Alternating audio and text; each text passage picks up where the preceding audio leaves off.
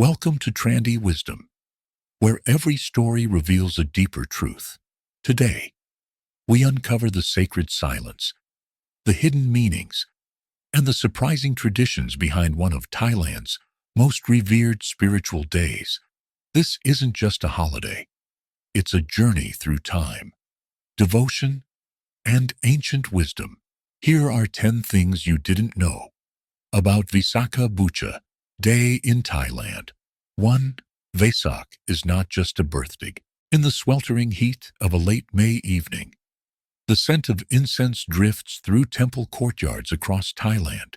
Flickering candlelight dances across ancient stone statues of the Buddha, and barefoot pilgrims silently walk in circles around gleaming stupas. For the casual observer, it may appear to be a celebration of birth, a kind of religious birthday party, but to those who understand its deeper meaning, Visakha Bucha Day is much more than that. It is a moment when the boundaries of time collapse, and the past, present, and future are drawn together in a single breath of devotion. Visakha Bucha Day, known elsewhere in the world as Vesak, marks what many consider to be the most sacred day in the Buddhist calendar. It commemorates not just the birth of Siddhartha Gautama, who would become the Buddha, but also his enlightenment and his passing into final nirvana, according to ancient Buddhist texts and centuries-old oral tradition. These three pivotal moments all occurred on the full moon of the 6th lunar month. To the faithful, this is not coincidence. It is cosmic symmetry, a convergence of the earthly and the eternal. The story begins over 600 years ago, in the small kingdom of Kapilavastu, where a baby was born under the shade of a sal tree in the Lumbini garden. This child, Siddhartha, was no ordinary heir to the throne. Prophecies foretold that he would either become a great ruler or a great spiritual teacher. Sheltered from suffering for much of his youth, Siddhartha eventually ventured beyond palace walls, and what he saw changed him forever.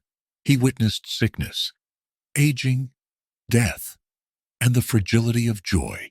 These revelations became the spark for a radical journey of renunciation.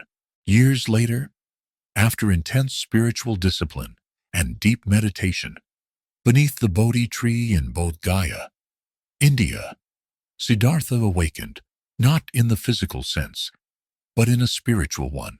He became the Buddha, the enlightened one, having seen through the illusion of permanence and understood the path to liberation from suffering. This was not just personal triumph, it was the birth of a philosophy, a way of life, a revolution of consciousness that would ripple across continents. Decades later, at the age of 80, the Buddha calmly accepted his death in the town of Kushinagar. His final words were a simple instruction: all compounded things are subject to decay. Strive on with diligence. With his passing came Mahaparinirvana, the complete release from the cycle of birth, death, and rebirth. Visakha Bucha Day, then, is not a celebration of life in the ordinary sense. It is a deep meditation on impermanence, awakening, and transcendence. It is a day when millions pause to reflect not just on who the Buddha was, but on what he became, and what he revealed about the nature of existence. Temples fill with candle-bearing devotees. Monks chant age-old verses. Children offer lotus flowers. Each act is symbolic. The lotus, rising from muddy waters to bloom in the light, reflects the possibility of human transformation. To call Vesak a birthday is to miss its essence. It is, instead, a sacred alignment, a cosmic reminder that enlightenment is possible, not just for a prince born in ancient Nepal, but for anyone willing to look inward with courage, compassion, and clarity. 2. It's a national holiday, but a spiritual one.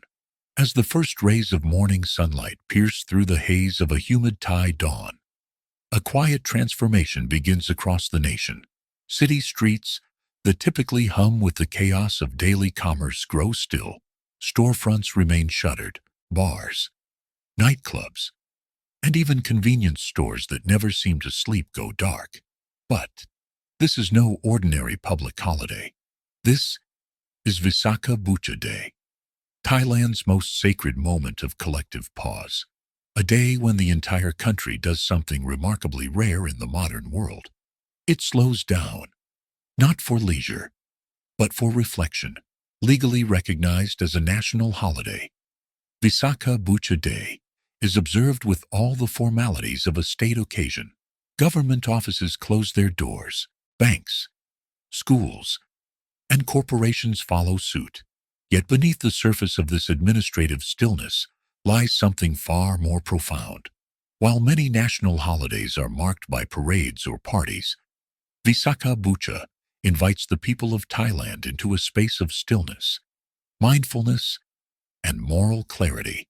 It is, in every sense, a spiritual holiday that has retained its sacred core, even amid the rhythms of modernity.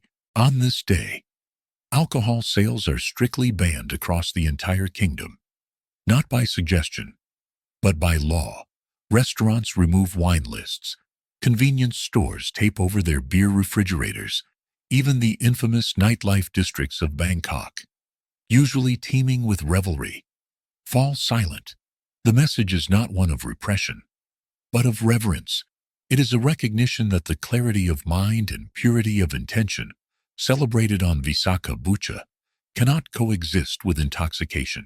The law does not force faith upon the people, but it honors the space in which faith can flourish. What makes this holiday so unique is its universality across generations and lifestyles.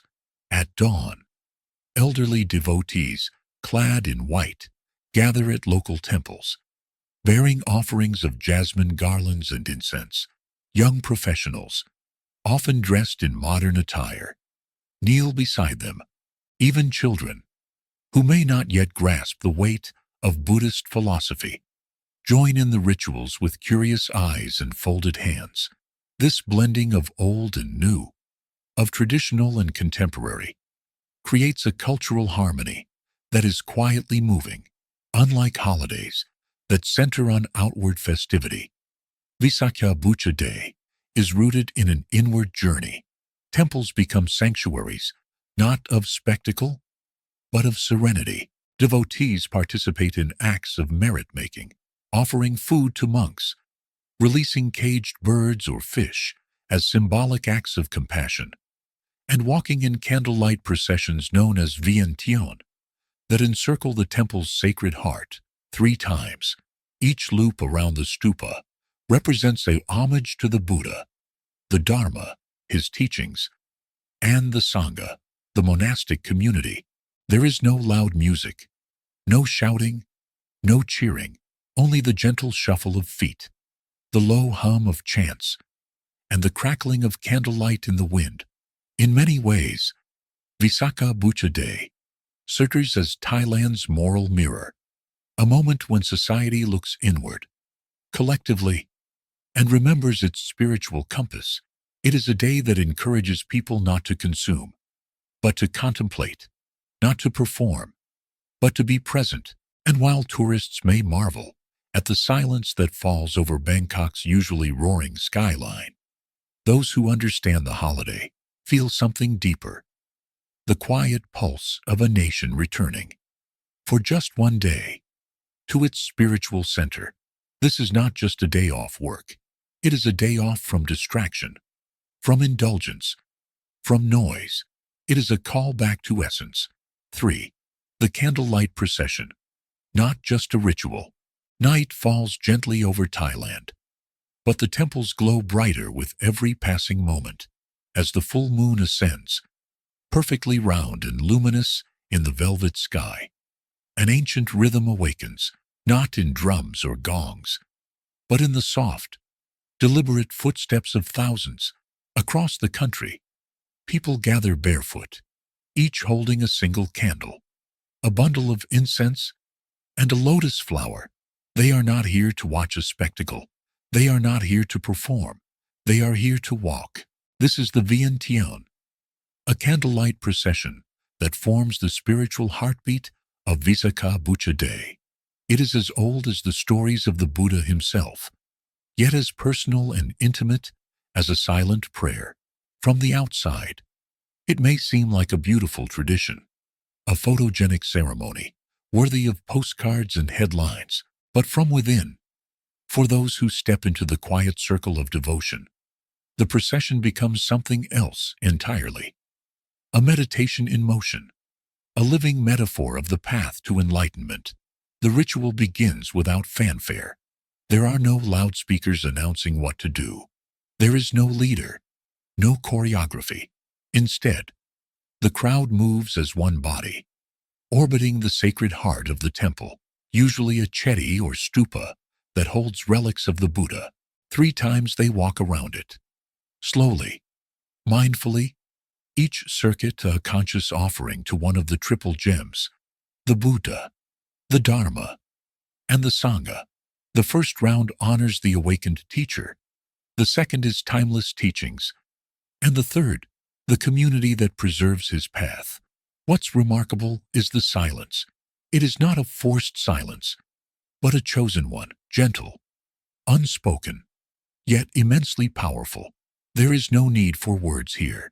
The flicker of candlelight against a child's face, the smoke curling upward from the incense, the sound of feet brushing temple stones, these become the language of the night. The sacredness of the moment is not declared. It is felt. In every step, participants are encouraged to be present, to become aware of the breath, to feel the warmth of the candle in their hands, to watch the shadows dance on the temple walls. For monks and lay people alike, the Vientiane is not a reenactment of history. It is a living act of remembrance, a reminder that enlightenment is not a moment frozen in time, but a path we walk again and again with every mindful step. Children walk beside grandparents. Tourists, often unfamiliar with the custom, are welcomed into the procession without hesitation. Some carry cameras, but most soon put them down, as if sensing that something deeper is unfolding, something that cannot be captured through a lens. For those few moments, status dissolves, ego softens. All are simply walkers in the moonlight, circling a sacred truth, too vast for words. And when the final round is complete, candles are placed at the base of the stupa. The flames, flickering in hundreds of tiny offerings, form a glowing sea of faith, each light a symbol of a vow, a hope, a step closer to understanding. The candlelight procession, then, is not a performance. It is not spectacle for the eyes alone. It is a journey into the still center of the self, guided by fire, flower, and breath. In a world that moves fast and speaks loud, the Vientiane invites us to walk slowly, speak softly, and remember what truly matters. 4. The secret of the triple gems. In the heart of every Buddhist temple, etched in stone or whispered through ancient chants, there lies a quiet triad of reverence, known as the triple gems. They are not objects to be touched, nor treasures to be owned. They are, instead, sacred anchors of the spiritual path, a compass that points not outward, but inward. On Visakha Bucha Day, this triad takes a center stage, not as ritual symbols, but as guiding forces woven into the very fabric of Buddhist devotion. The triple gems, known in Pali as Tiratana, are the Buddha, the Dharma, and the Sangha. At first glance, they may seem straightforward, a teacher, a teaching, and a community, but their true meaning unfolds like a lotus, layer by layer, petal by petal, revealing the essence of what it means to seek liberation in a world of impermanence.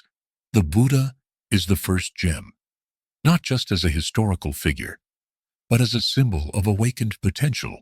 Siddhartha Gautama, born a prince, became the enlightened one not through divine inheritance, but through unshakable insight. His life reminds us that awakening is not reserved for the supernatural. It is human. It is possible. To take refuge in the Buddha is to believe in our own capacity to awaken, to cut through delusion and see the world as it truly is. On Visakha Bucha Day, this gem shines brighter, reminding devotees that they are not worshippers of a deity, but fellow travelers on a path once walked by a man who saw suffering and chose to understand it. The second gem is the Dharma, the timeless teachings of the Buddha. These are not dogmas etched in stone, but living truths discovered through observation, contemplation, and lived experience. The Four Noble Truths, the Eightfold Path, the teachings on compassion, mindfulness, and impermanence. These form the map for the seeker. In temples across Thailand, monks recite these teachings not to be memorized, but to be realized. On this sacred day, practitioners meditate not only on what the Buddha said, but on how those words echo through their own lives, through kindness extended, through desires questioned, through suffering transformed. The third gem, often the most overlooked, is the Sangha, the community of those who walk the path together. It includes monks in saffron robes, yes, but also lay practitioners, mothers, children, elders, farmers, and scholars. It is a refugee in interconnection, a reminder that no one walks the road to awakening alone. On Visakha Bucha Day, the Sangha comes alive in its full beauty. Families gather in temple courtyards. Strangers bow beside one another in unity. Monks offer blessings not from a place of hierarchy, but of shared intention. This community becomes the mirror in which each person sees their reflection, not as isolated beings, but as members of a shared human journey toward peace. The secret of the triple gems is not hidden in scriptures or locked away in monastic walls. It is alive in the stillness of a candlelit walk, in the sound of a bell echoing across a temple roof, in the silent vow to live with compassion even when it's hard. Each gem is a light, and together they form the constellation that guides countless beings through the night of ignorance toward the dawn of wisdom. On Visakha Bucha Day, as the moon glows full over Thailand, millions reaffirm their devotion to these three jewels, not as relics of an ancient past, but as enduring truths, steady and radiant, illuminating the path forward. 5. Monks don't preach, they listen. In the Western imagination, spiritual teachers often speak from elevated pulpits, their words carried by microphones, projected into the crowd, etched into books and memory. But in the temples of Thailand on Visakha Bucha Day, the image is different, quieter, gentler, more still. Here, the monks do not rise to preach grand sermons. They do not command attention with fiery rhetoric or philosophical debates. Instead, they sit, they breathe, they listen. It is one of the most overlooked aspects of this sacred day, the role of presence over proclamation. While lay people stream into temples in their finest white clothing, offering flowers and candles, the saffron-robed monks are often already seated, cross-legged, serene, eyes lowered but attentive to every soul that enters. Their silence is not an absence, but an offering. It is a space in which others can speak, reflect, or simply be. It is the kind of silence that invites people back to themselves. The tradition is deeply rooted in Buddhist philosophy.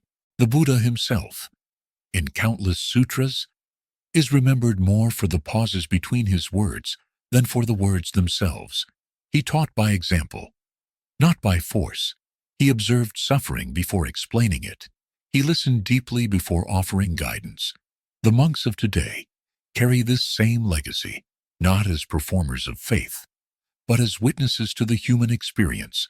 On Visakha Bucha Day, when the weight of spiritual history converges on the present moment, their listening becomes even more profound. Many devotees come not seeking answers, but to be seen. They kneel before monks and whisper prayers for sick relatives, for lost loved ones, for clarity in times of confusion. The monk listens, sometimes nodding, sometimes offering a gentle smile, sometimes saying nothing at all. The act itself, of holding space, of not rushing to fix, becomes a spiritual gesture in a society where silence is often mistaken for weakness or passivity. The monk's stillness is radical. It challenges the ego, dissolves urgency, and reminds us that the most sacred truths often arise not in speech, but in presence. Throughout the day, chanting may echo softly from within the temple walls, but outside, in shaded corners of temple grounds, small gatherings form around individual monks. Some people ask for blessings, others ask nothing. They sit side by side, breathing the same air, allowing a kind of communion that is older than language. In these moments, the monk becomes more than a teacher. He becomes a mirror, reflecting not his own wisdom, but the wisdom waiting within each visitor. This quiet transmission of insight stands in stark contrast to the noise of the modern world. It does not trend on social media. It does not shout for likes, but for those who sit in that silence, even for a few moments, the impact is unforgettable. It lingers like incense long after the ritual ends. So, on Visakha Bucha Day, when temples fill with the footsteps and hopes of thousands, the monk remains still, not disengaged, but deeply present. He listens not only to people, but to the moment itself, the wind in the trees, the soft murmur of prayer, the breath between questions. In doing so, he teaches something that no sermon can, that true wisdom does not always speak first. Sometimes it simply listens. 6. The role of the lotus flower. In the hands of a young girl kneeling outside a Thai temple, a single lotus blossom trembles in the breeze. Its petals, pale pink and delicately folded, have not yet fully opened. She clasps it gently, not as a gift of beauty, but as an offering of the heart. Around her, hundreds do the same. On Visakha Bucha Day, the lotus flower is everywhere, but to call it just a flower is to overlook the quiet revolution it represents. Unlike the ornate garlands or perfumed roses used in other cultural rituals, the lotus holds a deeper, almost mystical place in Buddhist thought. It is not prized for its extravagance. In fact, it grows in places most flowers would never dare: muddy ponds, still waters, swampy fields. It emerges from decay, thrives in darkness, and blooms untouched by the dirt from which it rose. In this paradox, it becomes a symbol of the human spirit, vulnerable yet strong, grounded yet aspiring, stained by life's suffering, yet capable of great purity. In Buddhist iconography, the Buddha is often depicted seated on a fully blossomed lotus, his hands resting in mudra gestures, his face serene. But the symbol predates the art. It is rooted in nature, in observation, in the way life pushes upward, even from the darkest depths. Monks in the time of the Buddha saw it in the wetlands of India. Thai villagers today see it in their rice paddies. The lotus does not belong to a temple. It belongs to the earth. On Visakha Bucha Day, offering a lotus is not about decorum. It is a personal act of transformation. Each flower laid at the feet of a Buddha statue represents a vow to rise above anger, to bloom despite sorrow, to live with dignity even when surrounded by suffering. In every temple, rows of these offerings accumulate, some tight buds, others half open, a few fully radiant. They reflect not just stages of a plant's growth, but the stages of awakening. Some come with fresh wounds, others with old wisdom. All are welcomed. For many, the act of folding the lotus petals is a meditation in itself. It is done slowly, with focus, and often with prayer. No two flowers are folded the same. Children watch elders do it, learning not just technique, but reverence. There is no rush. Time softens as the hands move. In this humble gesture lies the essence of Buddhist practice: mindfulness, beauty without attachment, and presence in every moment. Scientists may describe the lotus's hydrophobic surface, its ability to self-clean, or its ancient genetic resilience. But in the silence of a candlelight procession, when moonlight kisses the tips of 1,000 blossoms held high, those facts dissolve into something else, something sacred. The lotus becomes more than a plant. It becomes a mirror, showing us what it means to live with rooted grace and to rise, again and again, unstained. And so, on this most sacred of days, the lotus is not just decoration. It is not just symbol. It is the story of the human journey, written not in words, but in petals, soft, strong, and open to the light. 7. Why no alcohol? As dusk descends on Thailand during Visakha Bucha Day, something unusual happens across the country. It isn't just the temples that fill with people, or the roads that grow quieter. It's what disappears from view that marks this day as different. Liquor shops lock their doors. Supermarkets tape off their alcohol shelves. Even the most vibrant night districts of Bangkok, famous for their neon lights and pulsing nightlife, go dim, subdued, respectful. For one day, the nation stops drinking. But why? At first glance, the ban on alcohol might seem like a government regulation, an external rule imposed for the sake of order. In truth, it runs much deeper than that. The roots of this abstention go back to the very foundations of Buddhist ethics. In the 5 precepts, the basic moral guidelines practiced by lay Buddhists, the 5th precept is clear. I undertake to abstain from intoxicating drinks and drugs that lead to carelessness. It is not merely about substance, but about state of mind. To understand why alcohol is forbidden on Visakha Bucha Day is to understand what the day itself represents. It commemorates the birth, enlightenment, and passing of the Buddha, a triad of transformation that points inward, toward clarity, mindfulness, and deep presence. Alcohol does the opposite. It clouds judgment. It dulls awareness. It shifts the mind away from the here and now. Where Buddhist practice insists, we remain rooted. The purpose of Visakha Bucha Day is not celebration in the festive sense. It is reflection. It is a day when individuals are encouraged to observe the precepts more closely, to take stock of their own inner landscape, to recalibrate their moral compass. In that quiet space of awareness, the absence of alcohol is not seen as a loss, but as a doorway, an opening toward greater attention, greater compassion, and greater responsibility. The impact of this collective pause is striking. It is one of the few times in the modern world where a national law aligns almost seamlessly with spiritual principles, not just because it is enforced, but because it is accepted, honored, even by millions. Street vendors who normally serve beer simply bow and offer water.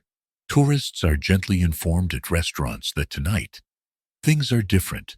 There is no shame, no debate, just a quiet recognition that some days are not for indulgence, but for insight. And for many, this one-day break becomes something more, a moment to consider their relationship with habit, a chance to experience a night without numbing, a celebration without escape. In a society that often measures joy through excess, Visakha Bucha invites an alternate vision, that joy can arise from stillness, from sobriety, from seeing the world exactly as it is, flawed, fleeting, and filled with meaning. In Buddhist cosmology, mindfulness is the lamp that lights the way through suffering.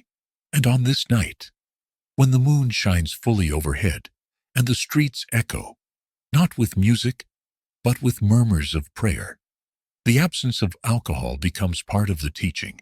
It reminds us that we are not merely consumers, but conscious beings capable of choosing clarity over confusion, even if just for one sacred night. Thailand's digital devotion. The chant begins not in a temple hall, but from a live stream window. A monk, seated before a golden Buddha statue, adjusts his robe in front of a webcam. Thousands of tiny screens flicker to life across Thailand, on tablets in kitchens, phones on bedside tables, and monitors in corporate offices where workers pause, just for a moment, to listen. The ritual is ancient, but the medium is new. This is Visakha Bucha Day in the digital age, in a country where Buddhism is woven into the national identity. Technology has not distanced people from their spiritual roots. It has reconnected them in surprising ways.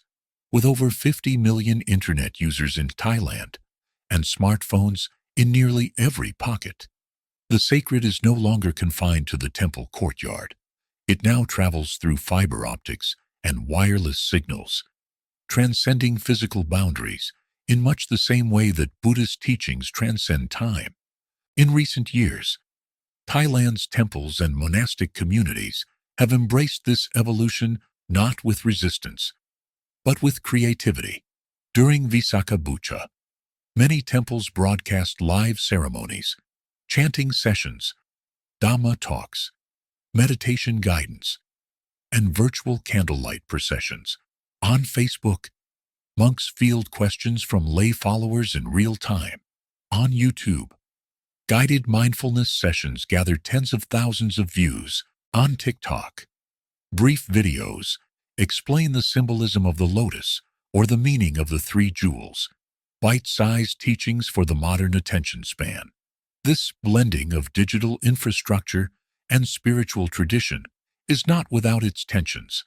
There are those who worry that the intimacy of practice may be lost in the glow of a screen, that the sacred space of the temple cannot be replicated in pixels, but others see something remarkable unfolding. A democratization of devotion, a quiet revolution in accessibility for elderly followers unable to make the long walk to their neighborhood wat, or for young professionals bound by city schedules. The online temple offers a path home.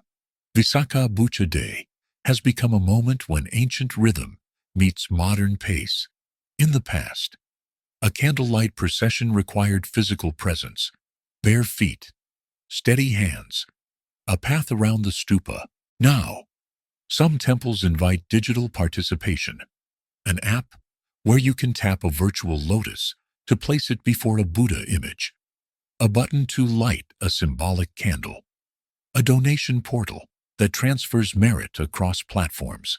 Critics may call it symbolic at best, superficial at worst, but for many, it is sincere. It is the effort that counts. In a time when many traditions are fading in the face of rapid change, Thailand's digital devotion on Visakha Bucha Day suggests something else: resilience through adaptation. The Dharma has always taught impermanence. Now, it embraces transformation, not to dilute the message, but to deliver it to where people are, and in the quiet of a smartphone-lit room. As a layperson bows before their screen, the sacred still breathes. What was once transmitted through carved stone or whispered sutra now flows through a live stream, but the essence remains untouched. Wisdom, compassion, and mindfulness, delivered not in megabytes, but in meaning. 9. Pilgrims walk for days before the sun breaks the horizon, before the city stirs from sleep.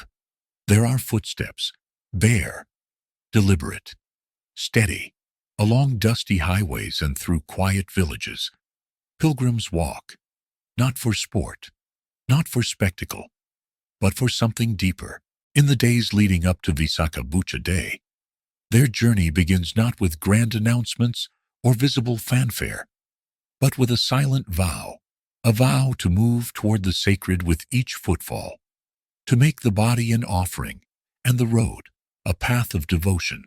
In northern Thailand, some walk for hours, others walk for days, tracing routes that wind through mountain passes, rice fields, and forest monasteries.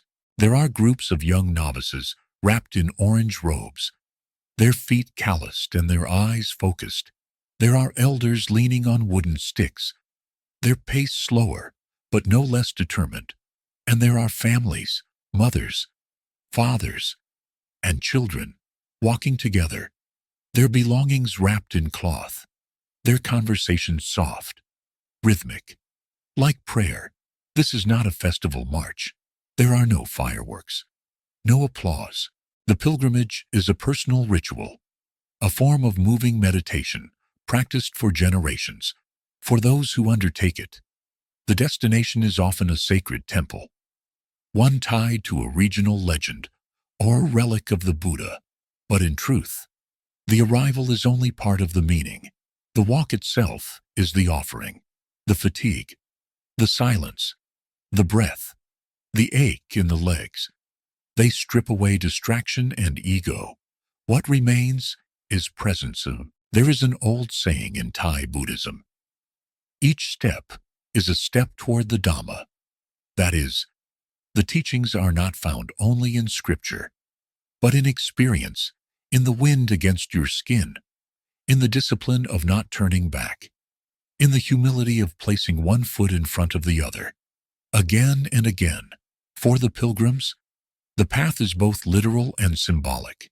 It mirrors the eightfold path: right view, right effort, right mindfulness, brought down from abstraction and embodied in motion. Along the way, communities open their doors and hearts. Villagers offer bowls of rice, bananas, or water. Monks bless the travelers. Children wave from bamboo fences. In these brief exchanges, the journey becomes communal. The boundary between walker and watcher dissolves. All participate, all are moved. Some pilgrims walk in silence, counting breaths. Others chant softly or reflect on a question that has lingered in their lives, a choice, a loss, a longing for peace. On Visakha Bucha day, when they finally reach the temple gates, feet blistered, minds sharpened, there is no trophy, there is only arrival, and in that arrival, a stillness that feels earned, a stillness that speaks louder than words. These pilgrimages are acts of devotion, yes, but also acts of memory. Each footstep honors the journey of the Buddha himself, who walked miles through forests and cities to share his truth. They honor ancestors who once made the same walk barefoot, guided by moonlight and faith. They honor the idea that in a world of shortcuts and instant gratification, some things are still worth moving slowly toward. So, when you see them, these quiet pilgrims walking along forgotten roads, know that they carry not just bags or bottles of water. They carry intention, they carry hope, and they carry the ancient truth that sometimes the most sacred journeys begin not with words, but with a single step. 10. The true meaning is personal. Not every Visakha Bucha day looks the same. In the grand temples of Bangkok, saffron-robed monks lead processions under moonlight, their chants echoing across marble courtyards. In rural villages, families gather barefoot beneath candlelit pavilions, offering incense beside neighbors they've known for generations. In a small apartment in Chiang Mai, a young woman folds a lotus flower in silence, her phone beside her streaming a prayer from a distant monastery. And somewhere beyond the borders of Thailand, an aging expat watches the sunrise and remembers the first time he heard the story of the Buddha's awakening. All of these are Vesak. All of them are real. All of them matter, because at its core, Visakha Bucha Day is not a ritual you can measure in incense sticks or temple visits. It is not a performance for others to see. Its deepest meaning is not found in public acts of devotion, but in private reckonings, quiet choices, small vows, internal awakenings, and for that reason, its meaning cannot be universally defined. It must be lived. For some, the day is a return to roots, to the early morning almsgiving of childhood, to the smell of sandalwood and the soft rustle of robes. It is a remembering of values passed down gently from generation to generation. For others, it is a fresh beginning, a chance to shed regret and begin again with new intention. For those carrying grief, it may be a time to honor the dead. For those holding joy, a time to feel gratitude.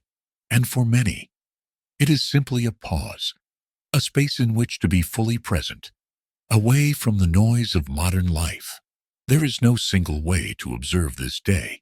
A child may draw a picture of the Buddha and learn compassion for the first time. A university student may reflect on the precepts and question the direction of their life. A mother may choose kindness in a moment of frustration, inspired by a verse she once heard in a temple sermon. These acts are not ceremonial. They are deeply human. The Buddha never demanded blind devotion.